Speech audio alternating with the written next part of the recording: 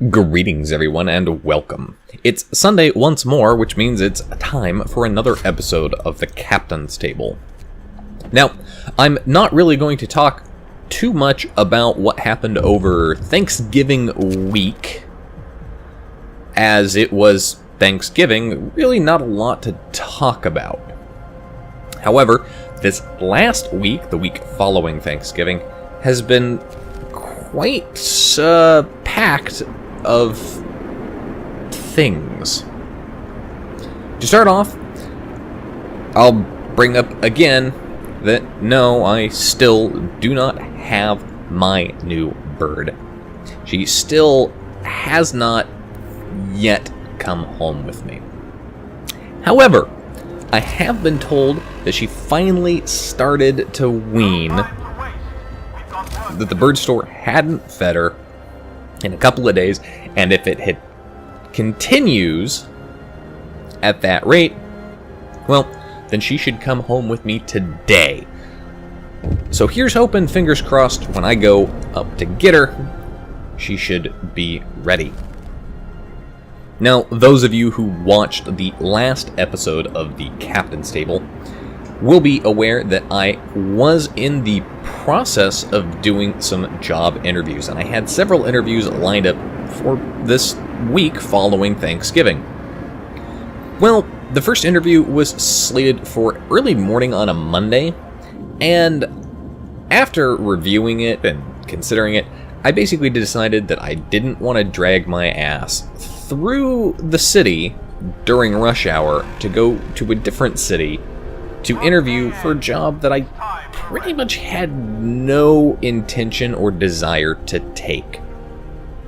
Saving myself time and effort, and, ultimately saving that company time and effort as well.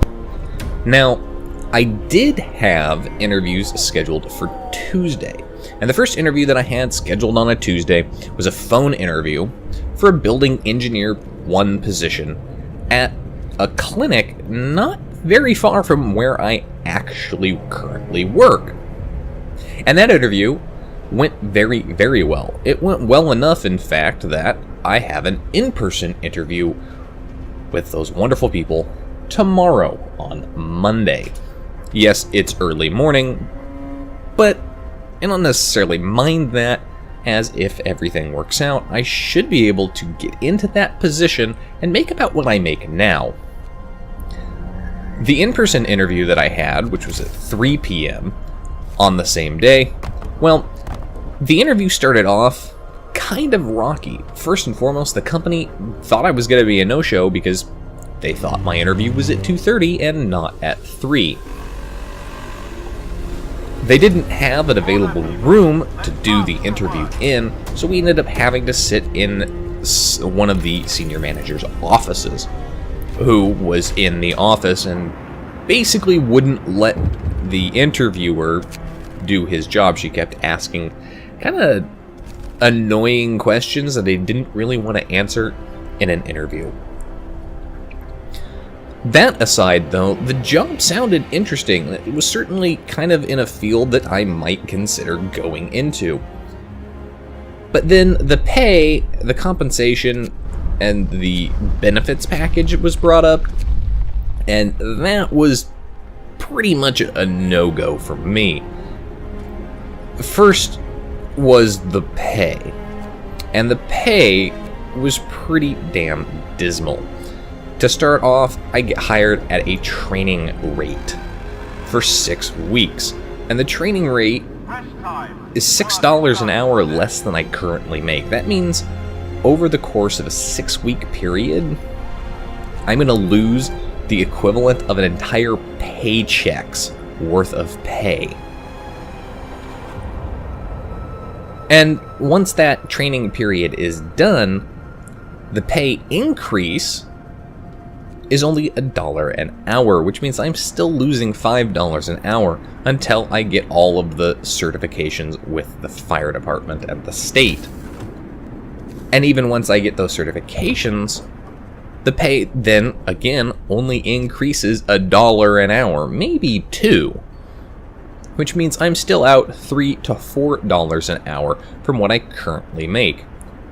So then I would have to cover that difference in commission by getting jobs bid and scheduled with the company. And I know how owners and business owners and managers operate, and while some of them certainly will just go ahead, do it, get it scheduled, a lot of them probably won't. They're probably going to go ahead and bid it out for other locations, which means there's a low possibility that I'm actually going to get that bid. And then again, depending on the value of the job, and let's say the job is going to be a $1,000 job and I only get 10% in commission for the value of that job, that basically means I'm going to need to get 6 of those jobs every single month just to make up the difference in pay of what I'm currently making. And since it's commission, it's not guaranteed, and I certainly as hell do not want to have to fight for that difference. And finally, with them, it came down to the PTO. They were only willing to offer a week or a week and a half. The interviewer wasn't sure how much PTO you got. So a week or a week and a half. And I asked him if that included sick time. And he said, yeah, sick time was part of your PTO package. So basically, you either get 5 days of sick time or you get 5 days of vacation time, but that's all you get. That's it. Compared to what most of the jobs that I'm looking at now are, you get to start with 2 weeks of vacation time, and you get to start with 5 days of sick time. Granted, that's for your first year, and that's an accrual-based time off. So you're not going to be able to use it for the first 90 days, but after that 90 days, though, you've been accruing it, you will have a couple of days of sick time. You will have a couple of days of vacation time, and you're more than welcome to use it however you need it. So as we got towards the end of the interview, we ended up having to move to, once again, a different office. And it was about that point when he asked if I had any questions. I just simply told him no. I had enough information to go on to say that this was not going to be the job for me. Not going to waste any more of my time here, and I'm not going to waste any more of your time here. So that was my interviewing at the beginning of the week. Then I went back to work, and work was a complete and total shit show. Effectively coming back into work and having a coworker tell me that on Tuesday they were running around trying to get all of these projects, especially in common areas, completed because they have a very, very important owner visit on Thursday.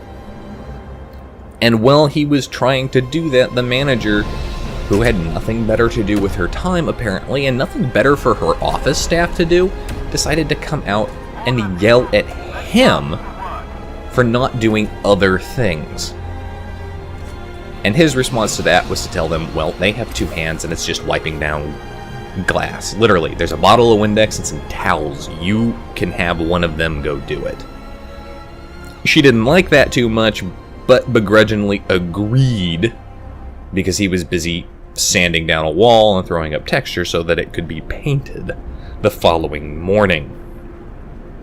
When I came in, things really didn't change all that much. But what did change is that my manager had apparently found out that I was looking for a new job. Now, I don't think anybody that I talked to told her that I was looking for a new job, but what I think happened is that one of the places that I applied for sent a employment verification request form. I've had these sent out before. So she got one of those wanting to verify that, hey, this guy's applying for a job. He says he works here. Is this true? Can you verify that? And so that's how she found out. As a result of finding that out, she has not said one damn thing to me other than good morning. That's it. She hasn't sent a request to me. She hasn't sent me a text message requesting something of me. Nope. She will go through other people in the office or in the maintenance department in a roundabout way to get them to then tell me to go do something, because she doesn't want a direct paper trail back to her over a asinine request, because she realizes the shit show she's created and how much trouble she could be in when I finally leave and they ask me, why are you leaving? Unfortunately for her, I already have plenty of evidences of her just going off the deep end with some of her requests. Not just from me, but from all of my coworkers. And speaking of going off the deep end, on Thursday, she basically went off the deep end into a paranoid state. Now, at our property, we have comms rooms and electrical meter rooms. These rooms don't really have anything in them. They just have some cable lines and or electric meters that the city comes and reads. So, as a result, we kind of use them as impromptu storage. And we use them as storage for everything ranging from carts and air conditioner units to broken or old furniture that we're not using. Now, we've had this set up this way for, well, 7 months, more than that. And it was on Thursday afternoon that the manager decided she was afraid that somebody who had access to that room might just decide that they're going to go ahead and start stealing stuff from the building out of those rooms. And she didn't want to give anybody else that possibility, and so she said that only herself and my supervisor should have the responsibility for those rooms. That means only those two people can have the key that opens those doors. Well, my supervisor didn't want that responsibility either, because he didn't want to get thrown under the bus if something decided to go missing. And more importantly, the key that opens those rooms also opens the rooms for our cleaning closets, their office supply closet, our maintenance shop, our Door King fob system rooms, our fire safety rooms. It pretty much opens all of these very, very important rooms. Rooms that we go in and out of regularly at least a dozen times a day. And they took that key away from us. How the hell are we going to do our job efficiently now that we have to call you for every single thing? And what are we going to do when we show up on the weekends and we're here at 7 or 7:30 to start cleaning and we don't have access to that key? Are we going to call the manager and say, hey, it's 7 a.m., drag your ass out of bed on a Saturday at 7 a.m. to go open all of these doors for me, and don't go anywhere because I'm going to call you again if I need back into those rooms? Needless to say, it wasn't very well thought out, and it thoroughly pissed myself off, my coworker off, and my supervisor off.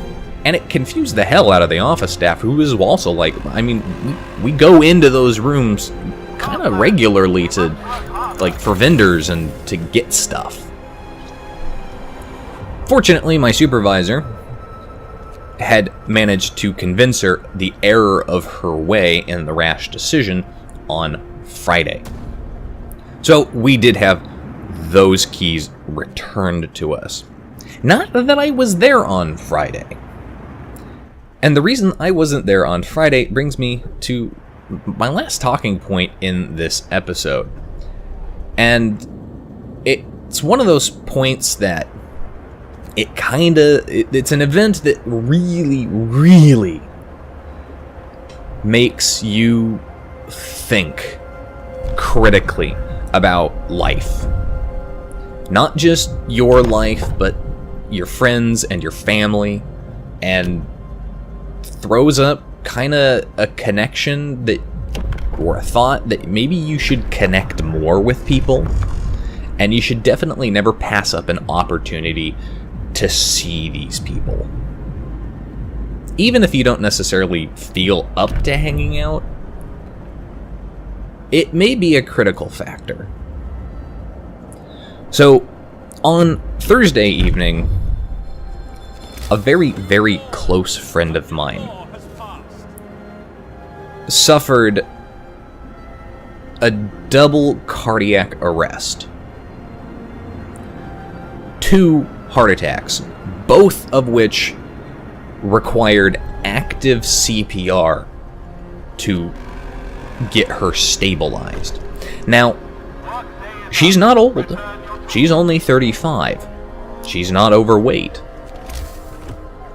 And she doesn't smoke. So, where exactly her heart attack managed to manifest, how that happened, is kind of confusing. And based on the survival rates of cardiac arrest with active CPR involved, it's fairly impressive that she managed to survive both of them. Now, granted, those survival rates tend to be a bit skewed because most of the time, of course, people who are having them generally tend to be older or overweight, and their bodies definitely cannot survive the trauma of active CPR. And CPR, if you've never seen it performed, and even if you've gotten certified in it and you've only ever used one of those dummies, does not prepare you for the kind of the heebie-jeebies you get and the realization when you hear about it after the fact. CPR is a violent process that involves effectively breaking ribs and sternums in order to put compression onto the heart and get that blood flowing again. So my friend had these on Thursday evening, and I woke up at about 5 a.m. on Friday morning to a text message from her, but it was actually from her boyfriend, or from her fiance, telling me what had happened. And my immediate response to that was, what the fuck, and how can I help? So I decided I was going to take the day off from work and provide basically logistical support for her family. Since, you know, her parents who live nearby, they came over, they spent the night there at the hospital with the boyfriend. The boyfriend's mom and dad, they were flying in from Montana, so he's like, look, I've only gotten like 2 hours of sleep, and I'm in no condition to drive down to the airport to pick him up. Can you do this for me? And I'm like, I'll come pick you up at the hospital, we'll go, and we'll get down there. And then later on in the day, I came to visit, and then took them to their hotel. Now, while I visited, I didn't visit her in the ICU.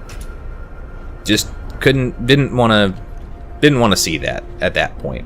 I did, however, visit her yesterday in the ICU. And another thing they really don't tell you about heart attack people is when you have one of those, your body swells up. Like, between the trauma and the, blood flow issues, your body really, it gets puffy. In her case, unfortunately, she's still on a ventilator. She doesn't need it to breathe, though. It's just direct in to the lung oxygen delivery. She is breathing effectively on her own as opposed to being forced to breathe, which is good. When she's awake, she is responsive, which is also excellent. Now, she can't talk because she's got the ventilator in her, but she can write, which the hospital staff was kind of surprised to see. They didn't think that would be possible, but no, she very much so was able to do that, and so she is responsive and communicating, which is a wonderful, wonderful thing. She didn't have much change in her condition yesterday, but there's a very good probability, a nice high hope here, that she will improve and have the ventilator removed either today or tomorrow. And at that point, I'll go back and I'll visit her again. But it does still bring up that hard reality check that, you know, your loved ones, no matter what condition you think they're in, are very much so susceptible to sudden misfortunes. And misfortunes that you might not necessarily think they're even susceptible to. So, you know, just remember, always take the opportunity to tell people you care about them, and see them as often as you can. Anyway, that's it for this week's episode of The Captain's Table. And as always, folks, I'll see you next time. This is Captain Rye, signing off.